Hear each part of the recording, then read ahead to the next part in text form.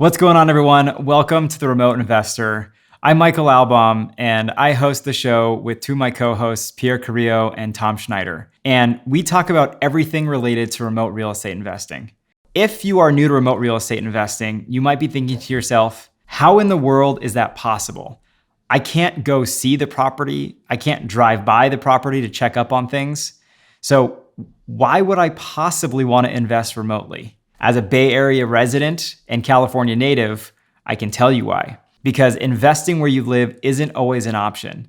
So instead of throwing up your hands and saying, well, I guess real estate investing isn't for me, come along with us and we'll show you how it could absolutely be for you. So one of the biggest key takeaways I've learned over the years of investing remotely is how important and fundamental using a great property manager is. Now, if you're someone that self-manages, kudos to you. I have a lot of respect for the people that do that. But for the vast majority of us that are working still a 9-to-5 job and don't have the luxury or ability to self-manage, a property manager is going to be the linchpin and one of the most critical components you're going to have in your real estate investing arsenal. So number one, loop your property manager into the acquisition and buying process. Now, this is something that a lot of people, when they hear property manager, probably aren't thinking acquisitions.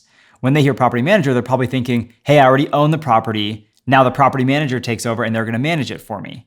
While that is true, something that I love to do and recommend to everybody I talk to about remote investing is leverage them in the buying process.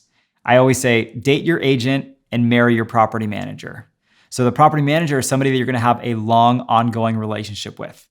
A property manager is also somebody that lives, breathes, and operates inside that market day in and day out.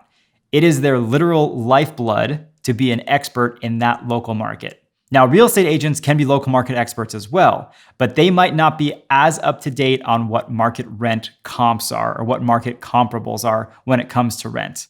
So if you involve your property manager in the process, they can give you a really good idea of what the property is going to rent for. They can also give you a really good idea of what it's like to own and operate rental real estate in that particular market. Versus an agent, they're very familiar with what buying and selling real estate is in that local market. So having an agent is a great thing. Having a great property manager layered on top of that is even more important, in my opinion. Additionally, getting your property manager to take a look at any inspection report you get is one of the most important pieces of the buying process. Again, in my humble opinion. Property manager is going to give you great insights into what things need to be addressed now versus what can wait down the road, and can really give you a lot of ammunition when it comes to having the discussion and negotiation around the acquisition.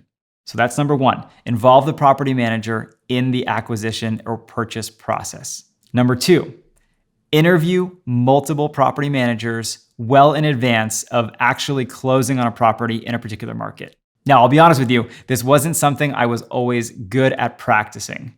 I knew it in the back of my mind that it was something I was supposed to do, but when it came time to the acquisition, I got so excited and so short-sighted that I said, I'll worry about the property manager after the fact. And boy, did I pay for it. I've chatted with some people in the past that have said, Michael, I've interviewed one property manager and they were perfect. Why would I bother interviewing others? It just takes up more time and attention that I could be spending going to look for deals.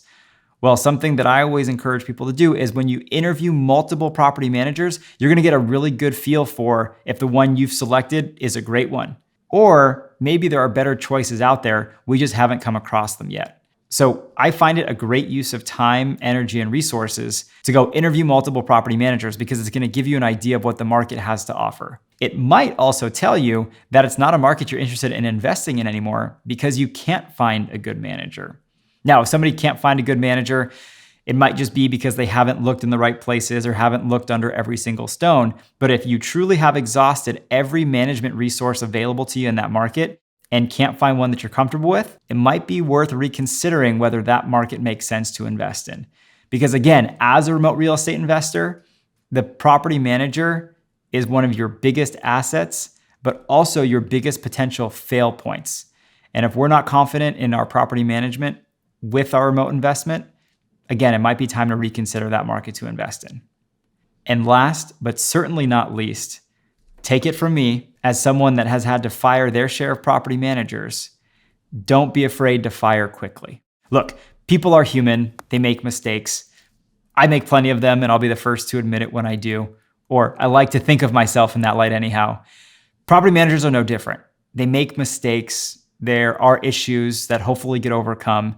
And so that's not to say don't give anyone the benefit of the doubt or don't allow anyone to be human. But all that being said, if a property manager is ineffective and you're not able to get out of them what you're needing, it might be time to change property managers.